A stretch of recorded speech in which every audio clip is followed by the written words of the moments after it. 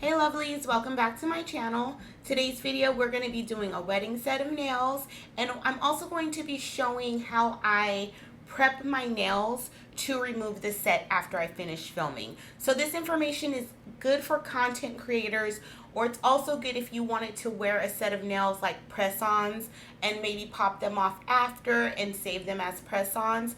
But this is not, there's two steps that you will skip if you want to make your nails last more than a day or two. So I'll let you know those steps. So first you want to prep your nails, push back your cuticles and do all that. Then you want to go in with a dehydrator, which is going to remove any additional oils off the nails, and then go ahead and go in with a primer, which is going to cause everything to start to adhere to your natural nail. After that, you want to go in with a thin layer of base coat and cure that for 60 seconds, 30 to 60 seconds. It just really depends on the instructions on the base coat. Some say 30, some are 60. So you just want to make sure that your foundation is set. So I have clean nails, I have them dehydrated, I have them primed, and now I have my base coat. The next two steps are for that easy removal. So if you want to keep these nails on, skip the next two steps. So right on top of that base coat, you want to go in with a top coat and cure that for 60 seconds. So everything that you're going to put on top of that is not really going to have a surface to stick to, because the top coat is really smooth. So whatever products really isn't going to stick very long to that top coat. So apply a thin layer of that to all of your nails and then cure that for 60 seconds. Again, if you want your nails to stay on, this is the first step that you skip of this video. If you want your nails to stay on, you're going to skip this upcoming step as well. So I have a peelable base coat. This is by Ondt. I did get it off Amazon. I don't know if I'm pronouncing that correctly, but the information will be in the description box below. So this product is air dry. You just go in with a thin layer, let it dry for 5 to 10 minutes. You can tell it's dry because it'll be smooth to the touch. If it's still tacky, you definitely want to let it finish drying. So this is going to be another step that you skip, again, if you want your nails to last, to stay on, or whatever. I am going to be doing using Gel X dupes in this. So there's multiple ways you can prep your full coverage tips.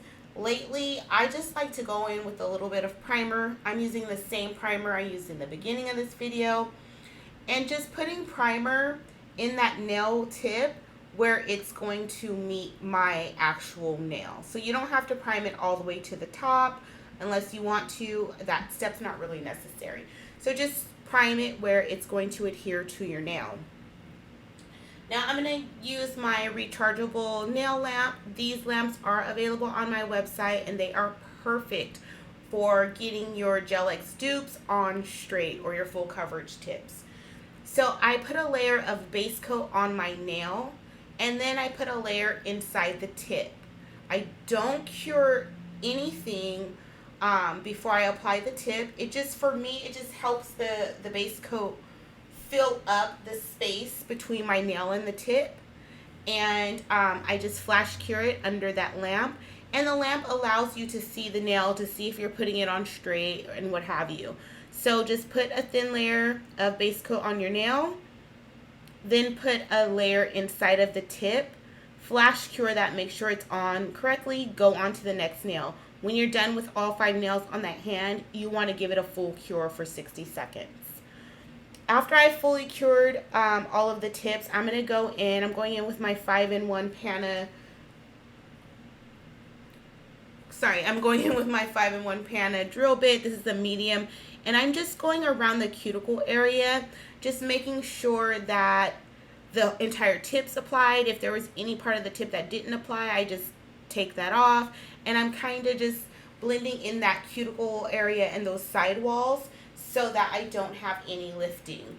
And this is very, very important because a lot of these tips don't fit flush with our natural nail just because of the difference in shape, and if you have a natural C curve to your nail or if your nails are flat. So you just want to make sure that you've gotten the best fit that you can, and go ahead and clean up where it needs to be cleaned up. I'm just going in now and just doing a little bit of shaping. Sometimes these tips can be a little wide. I have wide nail beds, but then the problem with that is like the tips always end up looking a lot wider than I want. And I do like to slim it out a lot because, again, my nail beds are a little bit wide, so I want to slim out the tips as much as I can.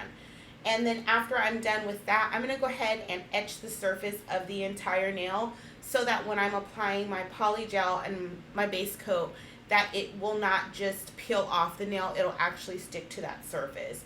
So a lot of these products need to be able to grip to a surface that is etched. I know a lot of people use the term rough up. I don't necessarily like that term, but you want to just make sure that your product has something to stick to, and most products will not stick to a smooth, shiny surface, which is why me using the top coat and that peelable coat, those were smooth, shiny surfaces, which is going to allow me to pop these nails off when I'm done with the video. So I'm just going to go in, I'm going to clean the surface of those nails, go in with base coat, cure that for 30 to 60 seconds depending on your base coat, and I'm going to go in with my polygel application. So it's actually, the day I filmed this, it was actually pretty hot, but for some reason, like, I was struggling to get the polygel out of the tube. So Makartt does have a little bit of a firmer polygel. This is their polygel in white. The nail bed color you will see me using in a few minutes, that is called A Siesta. And again, I'll leave all this product information in the description box below. So I'm not necessarily looking for the most perfect application here, just because polygel is easy to file. And I say I'm not looking for the perfect application because sometimes you just can't get that whole nail smooth, and manipulating the polygel, if you want full coverage, you start to kind of take it away from the places where you want it to be. For my slip solution, my preference is base coat, but you can definitely use 70% alcohol or 91% alcohol, and some polygel kits do have slip solution, so just use whatever you feel comfortable with. I like to use base coat for stickier and firmer polygels. It just feels like, to me, I can manipulate it a little bit better. So I did cure that first application of polygel, and then I looked at the nail and realized, okay, I need a little bit more strength here, and I need a little bit more coverage here. So that's why you see me going in with that second bead of polygel, and I'm kind of just blending it in as best as I can into what was already there, so I can have minimal filing. But again, because polygel is easy to file, I'm not necessarily looking for that perfect application. I apply my polygel a little bit messier than I do my acrylic, but that is something I need to work on as well, because you definitely don't want to do a lot of filing if that's not your thing. And it's actually not one of my favorite things, but yeah. So the second now I'm going to be doing an ombre. So this is A Siesta that I'm going in with. And I went in with a little bit too much polygel for this, and you'll see me remove some of it. In my opinion, this is not the two easiest colors to blend together. Probably just because the white is so white, and so it wasn't the easiest to blend in together, but the design I'm going to do after does not need a perfect blend. I feel like if it was a color polygel outside of the white, then I would be able to get a better ombre. But let me know, you guys, if you guys have any tips for blending your polygel.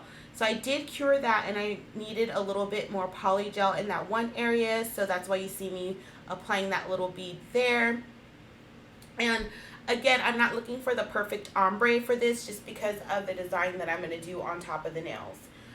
So I'm just going to go ahead and blend that in the best that I can and try and keep my sidewalls and cuticle areas cleaned up as best as I can as well, because if you cure the product and it's all over your cuticles and sidewalls, you're eventually going to get lifting on that.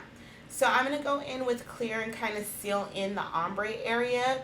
I don't really need that clear to go over the entire nail. I just need it mostly where the ombre is. And so you see me just go ahead blending it up and then blending it back into the nail. And I'm going to go ahead and cure that for 60 seconds. I actually did do my filing and shaping of the polygel off camera, mostly because that's what I always do. But this is how the nails turned out. And now I'm just going in with some base coat and some Sugar Effect. What's glitter? It's called Sugar Effect by Not Polish. And I do apologize, a little bit of this was out of frame, but I'm going to go in with my base coat, pour the glitter over it, cure it for 60 seconds, and then clean up the area where I don't want the glitter. It comes off pretty easy because it had nothing to stick to.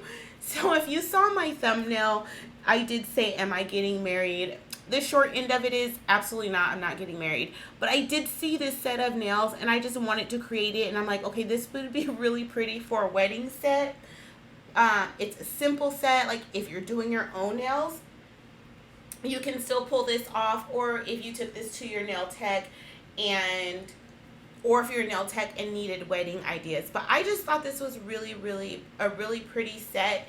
And even though it's simple, I think it's really pretty. And you guys know me, I do like more so of the sets that are a little bit simple, like not like 5 to 10 different colors and a whole lot of stuff like that. So no guys, I'm not getting married yet.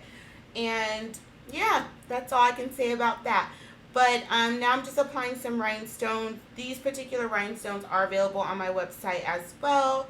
Again, all that information will be in the description box below. The rhinestone glue I'm using is by Makartt.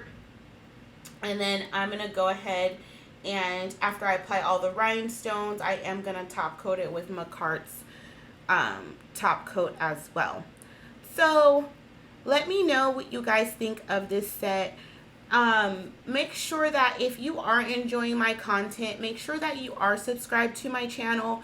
And if you watch my videos, even if you don't watch the whole video, engage with it. Leave me a comment or give me a thumbs up, because that actually, the engagement that you guys do on my channel actually helps me grow, and it's a free way to show support for my small business that I have. So please guys, make sure that you're subscribed, and then make sure that you're commenting, and make sure you're giving the video a thumbs up. I really do appreciate everyone sticking with me. I know like the past year I've kind of been inconsistent. I bought a house, I moved, I started school. So things are kind of more steady and nothing extraordinary is happening. So my content will be back to the consistency before last summer. So I appreciate the people that have stuck around. I do recognize people in the comments, and so thank you for that. You guys, please make sure you're using cuticle oil if you're doing your own nails, if you get your nails done, anything, because that contributes to the health of your skin around your nails and your nails as well, especially if you have extended hyponychiums, which is painful. Make sure you're using your cuticle oil back there as well. So here's the finished set. I think these came out so pretty. Let me know what you guys think in the comments down below, and make sure you give this video a thumbs up, and I will see everyone again soon for another video. And thank you so much for spending your time with me.